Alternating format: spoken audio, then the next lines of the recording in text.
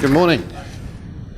And Craig, thanks very much for the invite to come along to join you today and have a bit of a chat through how we see the future. So I'm not a technology guy, I'm an auditor.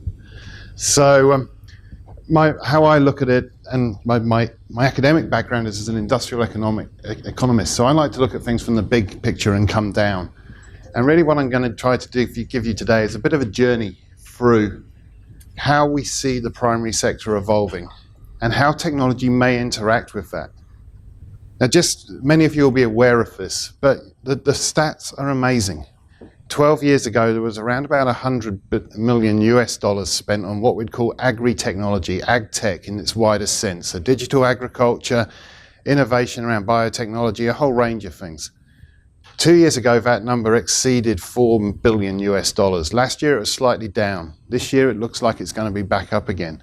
So what we have is a sector which is seeing more money come at it than has ever come at it before. We have a sector that is at the point of the first global agrarian revolution. And the reason I say that is because the ability to create new technologies and new solutions is repositioning what we can do in agri-food. So by being able to combine biological, physical, and digital technologies, we can create answers to problems that we've never been able to even question ourselves on before. And therefore the prospect for New Zealand is immense. You know, quite simply, when you look at the figures, we export about $37 billion worth of product to the world. By the time that goes on to hotel bills, restaurant bills, or sold through shops, it's worth $250 billion. So for every dollar we export, the final person that sells that gets nearly $7 more. So we spend a lot of time in New Zealand talking about growing more volume, and we spend a lot of time saying we need to create more value. The actual conversation we need to have is about how we capture value. And technology is undoubtedly a big part of the answer to that. And therefore, for organizations engaged in how we ensure we've got the right people in our rural areas and we equip those people to connect and talk to the world, this is part of the big answer to the biggest opportunity for New Zealand. You know, Gareth can talk about this technology being our biggest export opportunity, but if you look over history, as soon as we've had a very good idea, most of them have found themselves in foreign ownership. The reality is what stays here is what we grow, and what we can put around what we grow to create more value is really important. But you look, the world is changing incredibly quickly. We've got huge disruption coming at us. We've got people building farms in containers so they can stick them in people's car parks and grow food fresh to the restaurant. These guys are freight farms. They're in Boston. They've got over 100 of these containers now where people are growing local. We've got investors challenging the core of what organizations are doing at their annual general meetings, for instance. So we've seen PETA buy shares in Louis Vuitton Moet Hennessy because they don't like how they farm crocodiles in Vietnam. And they want to be able to raise that issue and put the pressure on at the highest possible level. So why not buy some shares and ask that question right in front of the AGM? We're seeing organizations that don't like the fact the food system does not work. You know, 795 million people were undernourished yesterday. 31,000 people died overnight of malnutrition in the world. That's a system that's not right. And companies like Kellogg's are saying, well, how can we make a difference? So they've gone and bought this business, Kuli Kuli, that does moringa products. Moringa is a very high protein plant grown in sub-Saharan Africa. And what they want to be able to tell is a story where not only are they bringing innovative products to their customers around the world, but they're doing good for the world. They are being good. They're trying to help the world find solutions to some of these big problems we have. We're seeing some companies completely change their business models. So Veterinary Clinics America is now part of the Mars Group.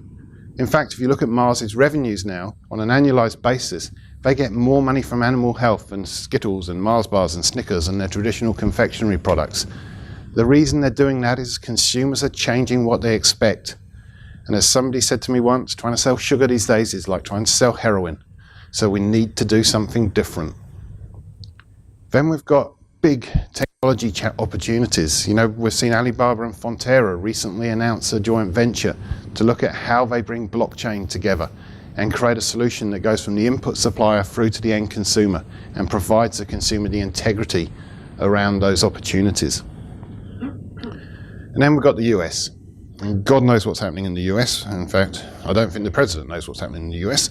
But the reality is, it's having big impacts. And he's not having impacts where he thinks he's having impacts. So, one good example is he's changed the fuel policy in the US. They've moved from having very much a focus on biofuels and ethanols through to now wanting to refocus on fossil fuels. The simple implication from an agri-food perspective is if you take funding away from biofuels and ethanols, you've got a lot of farmers growing a lot of stuff that they've got to do something with. That's going to make for very cheap stock feed. If stock feed's cheap, the ability to produce milk and beef gets cheaper. American farmers can ramp up production with no real incremental cost. The obvious conclusion for us is our dairy prices must go down. And we expect to see the trend start to cut in towards the end of this year or into next year as Donald Trump has an unintended consequence on us. We're seeing people innovate with everyday things using digital solutions. So this is Cuvée. So those of you who like a glass of wine, you can now have a digital glass of wine experience where you've got a digital pourer. It records what wine you're drinking, when you opened it, and it will reorder it when you run out. So it's really good from that perspective. And for those of you that eat too much, we've come across a digital fork that starts to vibrate when you eat too quickly just to slow you down. So, digital solutions everywhere. It's great. And then we're seeing companies really challenge what their business model looks like and actually saying, well, we need to use everything we produce. So we're seeing Smithfields, for instance, just recently announced that they created Smithfield Bioscience to start to move what is one of the biggest pork businesses in the United States and reposition it towards becoming a pharmaceuticals business, utilizing all the byproducts coming out of the animal and looking at what the opportunities are. So we live in a world that's changing quickly, and that's just what we've seen in the last couple of weeks. So what are the rules of the game for the primary sector moving forward? Well, to my mind, they're pretty simple. Sustainability defines everything. It is the platform on which the industry is built on. And by sustainability, I do not just mean environmental sustainability. I do not just mean looking after our rivers, although they're both very important. It's about how we look after our people. It's about how we look after our communities. So we have to be sustainable in the widest possible sense. And it's interesting when you look at it, swimmable rivers, a big discussion at the moment. Where we're getting to is swimmable just simply has to mean swimmable. And that's not swimmable as the scientist wants to define it in 40 years' time. That's swimmable as we, urban residents, a lot of us in New Zealand, want to define it today. And from that perspective, we need to move incredibly quickly. But we also need to be able to provide the information to the community to understand things are getting better. And again, that's where digital is going to be an important part of the solution for us. But actually, getting to that point where we can meet these expectations on the environment is going to need a lot of innovation, a lot of technology coming into our farming systems. And the big challenge we face is we just don't have enough people to be able to connect biological systems and digital solutions and bring the two together. So we have to invest heavily in building the capability in these areas. But if you think about what these fusion technologies can do, it is transformational. So you've got companies like The Yield in Australia, which KPMG's just taken an investment position in, that are looking at how they use IoT solutions to put sensors right throughout a production system and help a producer not only improve the yield of what they do, but help regulators better manage the business and help consumers feel better about the safety of the product they're facing. So this is an example that they've done as their first test case in Tasmania, where they've put sensors throughout an oyster farming system. They know exactly what nutrients are going towards those oysters. They know how quickly those oysters are growing. They can make the perfect timing of when they harvest them to maximize the value of those oysters. At the same time, they know exactly when there's pollutants coming towards them, so they can pull them out the water and ensure the crop doesn't get damaged and protect the food safety. So we're seeing a lot of companies, some great companies here in New Zealand as well, doing innovative stuff, utilizing data and analytics. But having the people with the brains to build the algorithms is really important. Then you've got accurate agriculture, the ability to apply things in very, very targeted ways in the right amounts to deliver the outcome you want and actually minimize the inputs into a farming system. So robots and drones and all those sort of solutions are undoubtedly part of our future. And then you've got blockchain, as I've already mentioned. And but prior to Christmas, nobody had talked to me once about the use of blockchain in an agricultural system. It seems to be a conversation I'm having every day at the moment. And I think that's just because we've recognized this is a technology that is a potential game changer in a world that wants integrity and provenance. So recognizing that therefore we need actually really deep data connectivity onto every farm, every production point along the value chain so that we can extract the data to fill the blockchain is really going to be a key driver of applications in the primary sector from my perspective. Then we've got health. And I know a lot of you come from the health side of the equation. And for me, the whole food conversation nowadays is around health. We simply cannot afford to keep making people better.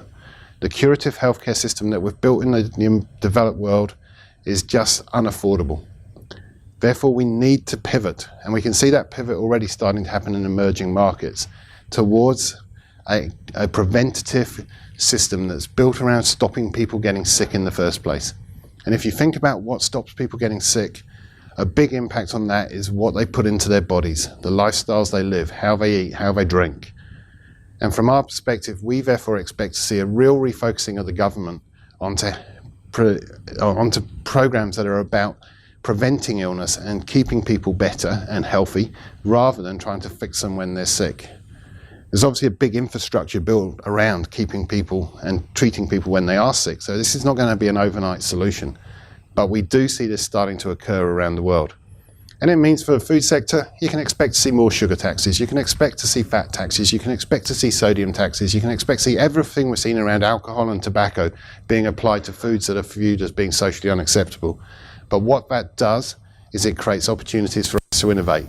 And it means we need to be able to prove the quality of our products. It also means we're going to see a real change in what the market looks like. So we're already starting to see this fusion of the pharmaceutical sector and the food sector, and they're coming together, creating this area in the middle around functional foods and nutraceuticals and all sorts of pharmacological foods. And we're seeing big companies in the pharmaceutical sector invest into food, and we're seeing food companies invest into pharmaceutical products. So this is going to mean that new opportunities open up for us. We need new competencies, but again, we need the technology that's going to enable us to tell these stories. Then what we eat is going to change. And this is what we call a bok choy effect. And we call it the bok choy effect because a colleague of mine, Bernard Salt in Melbourne, lives in a suburb in Melbourne, but historically was a very Australian suburb, but has become a Vietnamese suburb. Now, we always had this view, and it was the basis on which we built our economy, basically, was that wealth grows around the world. We will be able to sell the products we eat to the rest of the world because their diet will become like ours. What we're finding is that is wrong. It's wrong in every possible dimension. As wealth grows around the world, people retain their traditional ethnic diet. What they do is they add products that talk about the success and the value and the ability that they've had to create a lifestyle for themselves. So you take Japan, they will buy beautiful steak and they'll buy great red wine and they'll buy Swiss chocolates and French cheeses because they talk about the success they've had. What they still do, though, is fundamentally eat what they've always eaten. What is changing more, and hence why we call it the bok choy effect, is our diet. So Bernard, when he now goes to the supermarket in Melbourne, doesn't get meat and free veg anymore. He gets a choice of 25 different types of Asian vegetables and bok choys and Shanghais and pak choys and all that sort of stuff. His diet's become far more diverse and far more exciting than the traditional Australian diet. So what we need to recognize is what we have historically grown may not be what we even eat, let alone what the world is going to eat over time. So we need to be connected to our consumers to understand how they're evolving. We need to be monitoring, we need to be following social media, we need to be picking up on trends incredibly quickly. So we are responsive and lead the market rather than follow the market. And that means we're going to be growing a lot more stuff. And that's harder. That needs more management, that needs more processing, that needs more capability on our farming systems. And whether it's genetic products or whether it's natural products, the reality is we need to have a much wider range of products that we take to the market if we're going to be relevant. Because as we often say, food is fashion, and fashions change very, very quickly. So technology gives us the ability to keep abreast with how those fashions are evolving. And one fashion that is undoubtedly evolving very quickly is the world of alternative proteins. Now, some of you will have heard about the Impossible Food Burger or Beyond Meat that's recently just launched outside the States into Hong Kong. And some of you would have heard about this burger, which is the Maastricht burger. So this single burger costs €250,000 and it doesn't have any fat in it. So probably you wouldn't really want to eat it, to be honest with you. But that was 2 years ago, and Mark Post that developed this burger is getting pretty close to having this burger with fat now at €1 a burger. 20 years time, he provides all the beef the world needs by taking the cells out of a herd of 20,000 beef cattle in the Netherlands. And you grow the beef in your kitchen when you want it. So we're facing potentially hugely disruptive changes to how we eat and drink. But we need to recognize that this is all going to be technology driven. And while that may not be the answer for us, we need to be very clear on where we sit in a world that is going to be undoubtedly eating these products. And they may not even be eating them. You can see some nutters at Harvard have developed a way of vaporizing food. So rather than eat it, you inhale it. And they claim, I don't believe this, but that's what they claim you get all the nutrients and everything you need out of the food by inhaling it with the calories. So for some people that may be a really good solution, but I don't know that I really want to do that. Or we might be printing it. And if you look at printing, it's amazing where we're getting with printing. So this is a real technology play. But this is fooding. So they're a pop-up restaurant. They set themselves up in London last year. They're now on a world tour. Fortunately, they're going to Sydney, but unfortunately not coming to Auckland. I really feel we should get them to New Zealand. But this is their version of fish and chips. So they printed a seafood or a seaweed wafer and then fried it up and then printed onto that a fish puree. And, they're creating food that's perfect for the Instagram generation. It's beautiful food to put on your photos and, Snapchat and do all that stuff with it. But you think what you can do in your printing and how it changes what you do. You can print food that matures. So we're not just talking about 3D printing. We have the ability of 4D printing. So food that will evolve with time. You can print a cheese that matures and takes on the attributes. You can print something that's organic with seeds in it that grow. And you can create, I suppose, from a food service perspective, anything you want in your kitchen by printing it. And if you think that food service, particularly into China, is the fastest growing part of our dairy industry, this is a rapidly changing solution which is going to need a very strong technology bent to make it work for us. We're also seeing people's dining paradigms change, and that's Gordon Ramsay. So he's normally £500 a night in a small dining room. If you want to now, you can buy a Gordon Ramsay lunchbox at Heathrow Airport for £12. Still good quality food, but using his brand to attach to other people. And we're seeing McDonald's do the same thing in terms of repositioning their position. I don't know how many of you have used Create Your Taste, that sort of digital interface when you go into the restaurant, you dial up your own burger. But I know when I used to go as a family to McDonald's, it used to cost about $35. My wife and daughter, there's only 3 of us, have managed to push that to $83 on those screens by dialing up the burger with everything on it. And when you get to that point, you suddenly see, well, technology can really change the game for these organizations if they use it smartly. And in my case, they just put it in front of a child. Another thing that's really important is recognizing free from foods. There is real value if we can prove something has not been produced with hormones, or something has not been produced, we're using GE products, or something has not been produced using antibiotics. There is a premium there for us. But that needs the data, and it needs verification.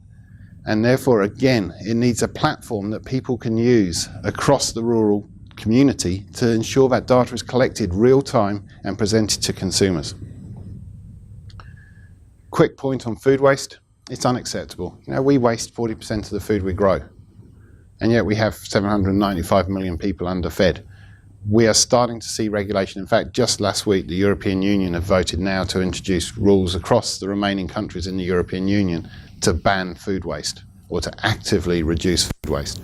So we need to be recognizing that protecting our social license to operate, we have to be repurposing food. And there's some really smart sites we're starting to see, and some smart apps which enable people to use leftover food in their fridge. You can dial in what you've got and it will give you a recipe of how you use it.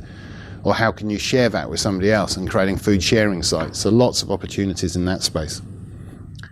And then ultimately, and this is really important for this industry, is what will be critical for New Zealand. Remember, New Zealand can feed 40 million people. 5 million live here or are visitors here at any point in time.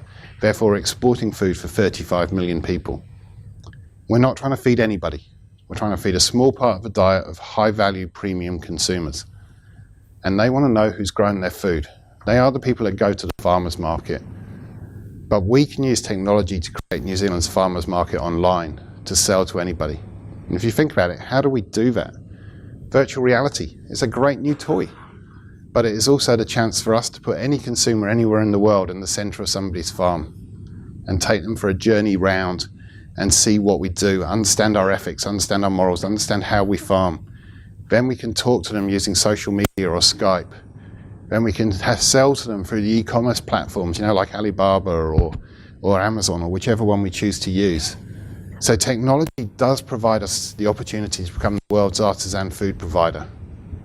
And that could be a game changer in terms of capturing more of that $250 billion our products sell for around the world. So how do we respond to change? Well, to me, it's quite simple. We sit on a value chain and we go from input providers through to consumers. The value along that value chain is exponential. The closer you are to the consumer, the more opportunity there is to get a fair return for your product. We sit here. And Stuart, I think I've said this to you before, if you're a grape grower in Marlborough and you don't have a brand, you get 2% of the value your grapes create back to your farm gate or vineyard gate because you're not connected to the consumer. The way technology connects us to the consumer is actually how we're going to unlock the ability to get a much fairer share of what we grow. And historically, if you think about it, what we've been really good at in New Zealand is capital tangible assets. We're 200 million for a dairy dryer. Cool, we'll spend another 200 million on a dairy dryer. Produce product that looks pretty much like every other product out of a dairy dryer, doesn't differentiate us, doesn't make us stand out. What makes us stand out is the intangible stuff. The people we put around our industry. The brand experiences we create, and undoubtedly those brand experiences these days have to have a strong technology component to them. The innovation we bring to the table, both digital, biological and physical innovation, by creating the products that people want to eat, and then how we connect those to the consumer, how we get to know our consumers intimately. And I'm lucky of spending some time with the Origin Green program in Ireland. And they talked about how closely they get to know their consumers, and the CEO told me, well, we send our CEOs to go and sleep with the consumers. And what he meant was they get them to live in people's houses. Once I drilled back on that, I thought it was a bit strange for an Irish community. But what they do is they make themselves stand out. And for us in New Zealand, as a small country at the bottom of the South Pacific, standing out is what we need to focus on. And in a connected world, it is significantly easier for us to do that if we're all connected. So in the end, when it comes back to it, this is the sector that has the absolute future of New Zealand at its heart. It is the sector that will keep this country and pay for our schools and pay for our roads and pay for our hospitals. But we need to remember, we do not inherit the world from our parents, we borrow it from our children. And we need to ensure we're investing now to set it up so our children have got a world that's worth living in and staying here for. Thanks a lot.